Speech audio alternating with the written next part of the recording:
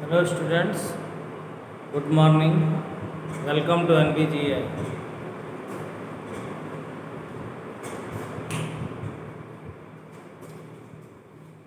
तो आज के वीडियो में हम लोग चैप्टर सेकंड यानी दूसरा चैप्टर शुरू कर रहे हैं। तो इस चैप्टर का नाम है हमारा बायोलॉजिकल क्लासिफिकेशन, या इसी को हम हिंदी में कहें जीव जगत का वर्गीकरण। तो ये जो वर्गीकरण हम पढ़ेंगे, तो वर्गीकरण आपने पीछे की क्लासों में भी पढ़ा होगा। वर्गीकरण का मतलब क्या होता है, आप में से किसी को शायद पता हो। वर्गीकरण होता क्या है, जीवों को उनकी समानता, असमानता और अन्य विभिन्न लक्षणों के आधार पर अलग अलग ग्रुप में डिवाइड करना, इसे हम कहते हैं क्लासिफिकेशन या वर्गीकरण। यानी जो बहुत सारे ऑर्गेनिज्म हमारे नेचर में प्रेजेंट हैं, उनकी स्टडी करने के लिए उन्हें क्लासीफाई करना बहुत ज़रूरी है। और ये क्लासिफिकेशन बहुत सारे वैज्ञानिकों ने दिया। सबसे पहला नाम आपने सुना होगा थियोफ्रेस्टस का, जिनको फादर ऑफ बॉटनी के नाम से जाना जाता है, यानी वनस्पति विज्ञान का जनक। तो उन्होंने सबसे पहले पौधों को वर्गीकृत किया था। फिर आपने नाम सुना होगा कार्ल वान लिनियस, कैरोलस लिनियस। तो वो लिनियस ने भी अपना एक वर्गीकरण किया और उनको भी वर्गीकी के जनक के नाम से जाना जाता है। तो इस तरह वहाँ से अगर हम शुरू करेंगे तो आगे बहुत सारे नाम हैं। अगर आप बुक्स को देखेंगे तो आपको बहुत सारे नाम मिलते हैं, जिन अलग अलग वैज्ञानिकों ने अपने अपने ढंग से जीवों को वर्गीकृत करने की कोशिश की और अपने ढंग से जैसा जिसने ठीक समझा किया। लेकिन यहाँ जो हमारे पाठ्यक्रम में वर्गीकरण है वो है 5 किंगडम सिस्टम। अब ये 1 किंगडम सिस्टम से शुरू होकर 6 किंगडम सिस्टम तक जाता है। यानी अलग अलग वैज्ञानिकों ने अलग अलग ढंग से किंगडम बनाए, लेकिन हमें जो पढ़ना है वो 5 किंगडम सिस्टम पढ़ना है, यानी 5 जगत पद्धति। तो वर्गीकरण की जो 5 जगत पद्धति यानी 5 किंगडम सिस्टम है, ये किसने दी? तो उसके लिए हमें ये एक नाम याद रखना है, R.H. व्हिटेकर। R.H. व्हिटेकर वो साइंटिस्ट थे जिन्होंने सबसे पहले जीवों को 5 जगत में बांटा, यानी 5 किंगडम में उन्होंने डिवाइड किया। तो वो 5 किंगडम कौन कौन से हैं, उनके नाम भी हम लोग जान ले। तो नाम हमने सामने लिख रखे हैं, आप देख सकते हैं। पहला किंगडम आता है मोनेरा। दूसरा किंगडम उन्होंने बनाया प्रोटिस्टा। तीसरे किंगडम को नाम दिया फंजाई। चौथे किंगडम को उन्होंने कहा प्लांटी और पांचवें को कहा एनिमेलिया। तो ये उन्होंने 5 नाम रखे। अब मोनेरा को अगर हम हिंदी में देखें तो हिंदी में भी मोनेरा ही बोलेंगे। प्रोटिस्टा को हिंदी में देखें तो प्रोटिस्टा ही कहेंगे। फंजाई को हम कवक कह सकते हैं, यानी इसका नाम हिंदी में अलग हो सकता है। अंग्रेजी में फंजाई, हिंदी में कवक कहेंगे। और चौथा प्लांटी यानी पादप आते हैं, पादप यानी पौधे, और एनिमेलिया में जंतु आते हैं। तो इस तरह व्हिटेकर ने सबसे पहले जीवों को इतने भागों में बांटा। अब इनमें से जो मोनेरा और प्रोटिस्टा, ये 2 जो जगत हैं, यानी ये 2 ऐसे किंगडम हैं जिनमें एक कोशिकीय जीवों को ही रखा गया। यानी ये भी यूनिसेलुलर ऑर्गेनिज्म का किंगडम है और ये भी यूनिसेलुलर ऑर्गेनिज्म। तो इन दोनों में यूनिसेलुलर यानी एक कोशिकीय जीव। फिर जो तीसरा उन्होंने किंगडम बनाया, यानी तीसरा जगत वो है फंजाई यानी कवक। इसमें उन्होंने ऐसे पौधों को रखा जिनमें क्लोरोफिल नहीं पाया जाता था। तो क्लोरोफिल रहित प्लांट को उन्होंने इस ग्रुप में रख दिया। और फिर इसके अलावा जो पौधे थे, यानी जिनमें क्लोरोफिल मौजूद था, जो सामान्य रूप से अपना प्रकाश संश्लेषण यानी फोटोसिंथेसिस कर सकते हैं, उनके लिए उन्होंने एक अलग ग्रुप तैयार किया प्लांटी। और इसके बाद जितने भी जंतु बचे, उन सभी जंतुओं के लिए उन्होंने एक किंगडम बना दिया, एनिमेलिया यानी जंतु। तो सबसे पहले हमको इन 5 नामों को ठीक से समझ लेना। तो एनिमेलिया में सारे जंतु आ गए, प्लांटी में सारे पादप आ गए। कौन से पादप?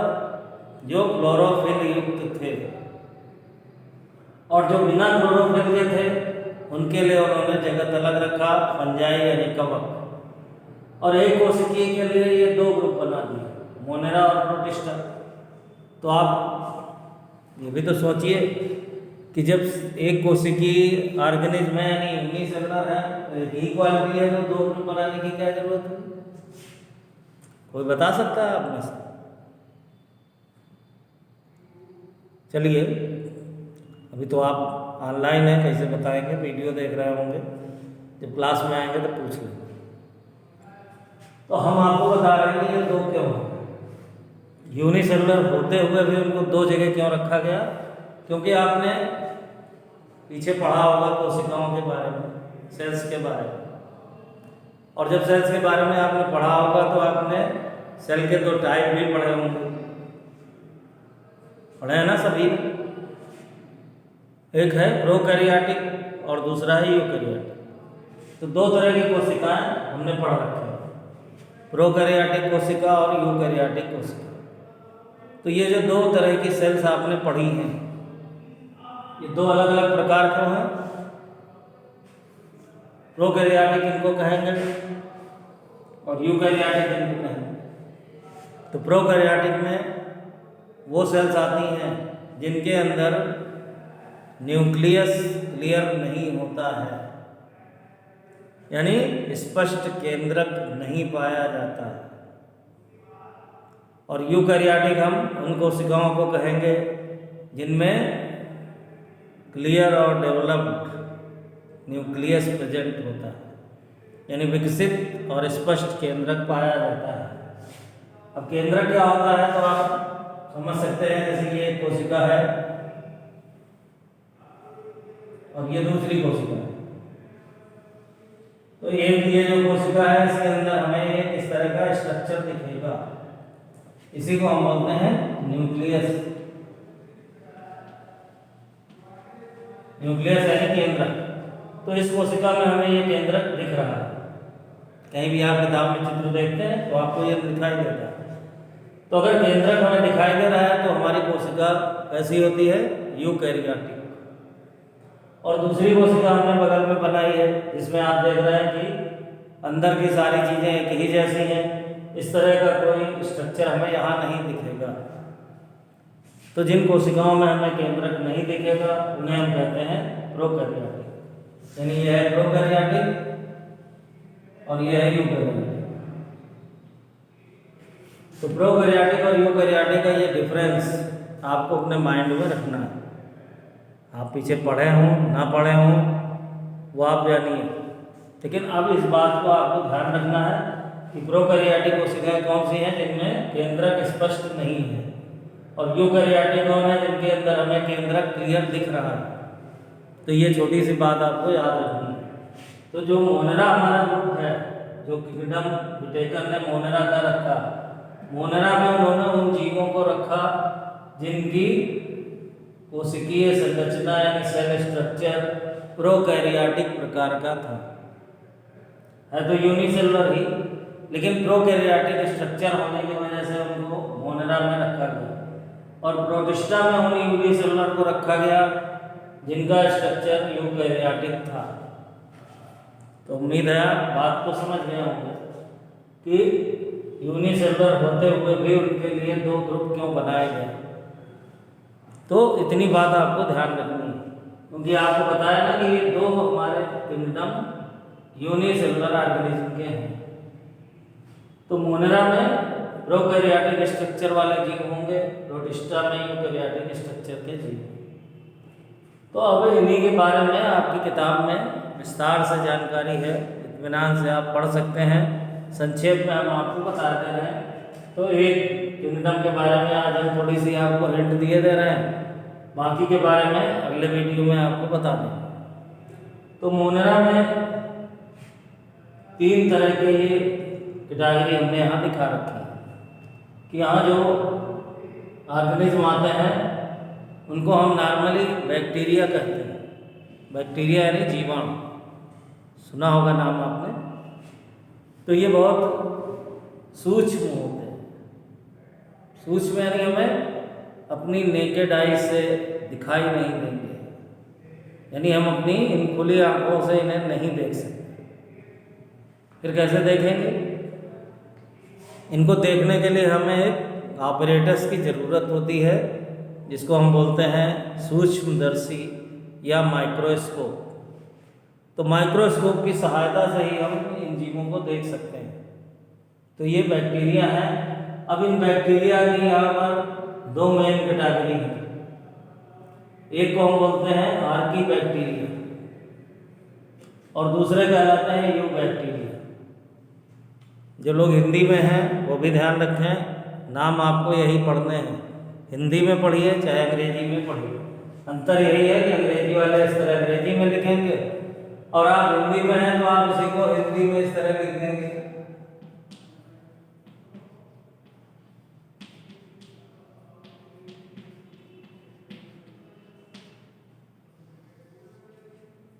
ठीक है ना? बोलना आपको वही है, केवल लिखने में हिंदी अंग्रेजी का अंतर है। तो आर्की बैक्टीरिया, यू बैक्टीरिया और एक इसी में कैटेगरी जोड़ दी गई माइकोप्लाज्मा। तो ये 2 विशेष तरह के बैक्टीरिया। आर्की बैक्टीरिया ऐसे बैक्टीरिया हैं जिनके बारे में यह माना जाता है कि जब इस पृथ्वी की उत्पत्ति हुई तो इस पृथ्वी पर जो सबसे पहले जीव निर्मित हुए वो आर्की बैक्टीरिया ही थे और उन्हीं में बाद में परिवर्तन होने से यू बैक्टीरिया बने। तो आर्की बैक्टीरिया में क्या विशेषता थी जो उनको यू बैक्टीरिया से अलग करती? अब यू बैक्टीरिया में जो बैक्टीरिया आते हैं वो सामान्य रूप से हर जगह पाए जाते हैं, लेकिन हमारी पृथ्वी पर कुछ ऐसी जगह भी हैं जहाँ पर कोई भी जीव नहीं पाया जाता, यानी ऐसी विषम परिस्थितियाँ हैं, इतनी हार्श एनवायरनमेंट है कि वहाँ कोई भी जीव जीवित नहीं रह सकता, यानी कोई भी लिविंग फॉर्म वहाँ सक्सेस नहीं हो सकता। ऐसी कठिन जगहों पर जो बैक्टीरिया पाए जाते हैं वो कहलाते हैं आर्की बैक्टीरिया। और ऐसी कठिन जगह कौन सी हैं उसके लिए आपके बुक में 3 ऐसे प्लेस दिए गए हैं और उन्हीं के अकॉर्डिंग उनके नाम दिए गए हैं। जैसे कोई बहुत साल्टी एरिया है, खारा है, तो आप जानते हैं जहाँ पर बहुत ज़्यादा साल्ट होगा वहाँ पर गैसेस भी नहीं रुकती हैं, यानी हर जीव को सांस लेने के लिए ऑक्सीजन चाहिए। जब वहाँ कोई गैस ही नहीं होगी तो उसको ऑक्सीजन भी नहीं मिलनी है, यानी इसके अलावा वो अपनी नॉर्मल क्रियाएं भी नहीं कर सकता, उसकी कोशिका भी वहाँ सुरक्षित नहीं रह सकती। तो ऐसे खतरनाक एरिया में भी ये आर्की बैक्टीरिया सर्वाइव करते हैं। तो अब चूँकि ऐसे साल्टी एरिया में पाए जाते हैं इसलिए इनको अलग रखा गया है। अब इनके लिए एक अलग नाम भी है, आपकी बुक में दिया है, आप वहाँ से देख लेंगे। फिर दूसरी कंडीशन दी गई है बहुत गर्म वातावरण। तो बहुत गर्म वातावरण में आप जानते हैं हर जीव की ताप को सहने की एक क्षमता है, टेम्परेचर को वह एक लिमिट तक फेस कर सकता है। ज़्यादा ओवर टेम्परेचर हो जाने पर कोई भी लिविंग फॉर्म सक्सेस नहीं कर सकता, लेकिन ऐसी जगहों पर भी कुछ बैक्टीरिया सर्वाइव करते हैं, तो वो इसीलिए आर्की बैक्टीरिया के अंतर्गत रखे गए। और तीसरा जो बहुत कठिन क्षेत्र माना जाता है वो है मार्सी एरिया, दलदली क्षेत्र।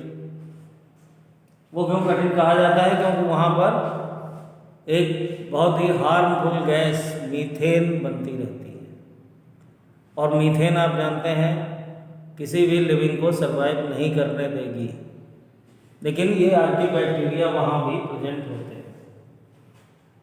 तो इस तरह इतने अलग अलग टाइप के वातावरण में पाए जाने के कारण इनको बाकी सामान्य बैक्टीरिया से अलग रखा गया है। फिर सामान्य बैक्टीरिया में वो बैक्टीरिया आते हैं जो हमारे चारों तरफ के वातावरण में मौजूद हैं, और इनमें मुख्य रूप से जो साइनोबैक्टीरिया है वो भी इसी के अंतर्गत आते हैं। तो साइनोबैक्टीरिया को पुराना नाम उनका था ब्लू ग्रीन एल्गी, यानी उनको नील हरित शैवाल कहा जाता था। अब हमारे नई जानकारी के आधार पर उनको साइनोबैक्टीरिया माना जाता है। इसके अलावा अन्य जो हमारे सामान्य बैक्टीरिया हैं जो ज़मीन से आसमान तक बर्फीले क्षेत्र में हर जगह पाए जाते हैं, वो सारे के सारे इसी के अंतर्गत आते हैं। अब इन बैक्टीरिया में पोषण की विविधता पाई जाती है। कुछ ऐसे होते हैं जिनके पास क्लोरोफिल की तरह के पिगमेंट प्रेजेंट होते हैं, तो हम उन्हें बोलते हैं फोटोसिंथेटिक बैक्टीरिया या फोटोसिंथेटिक ऑटोट्रॉफ। और कुछ ज़्यादातर ऐसे हैं जिनके पास ये क्लोरोफिल की तरह के पिगमेंट नहीं है, उन्हें अपना न्यूट्रिशन किसी दूसरे से ही लेना होता है। उनके न्यूट्रिशन को हम बोलते हैं हेटेरोट्रॉफ। तो ऑटोट्रॉफ और हेटेरोट्रॉफ दो तरह के बैक्टीरिया इसके अंतर्गत आते हैं।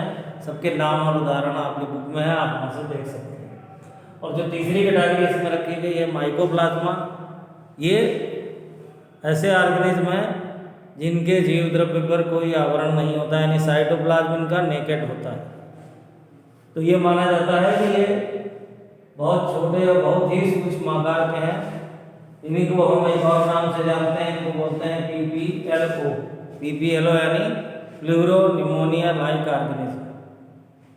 और ये पूरे लिविंग वर्ल्ड में सबसे स्मॉल सेल मानी जाती है, और इस नाम से एग्जाम में पूछा भी जाता है कि सबसे छोटी कोशिका का नाम लिखिए, तो आप उसको माइकोप्लाज्मा के रूप में बता सकते हैं।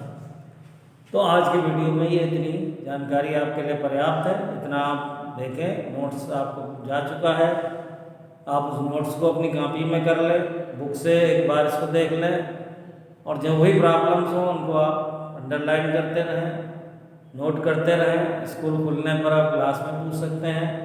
Okay, thank you.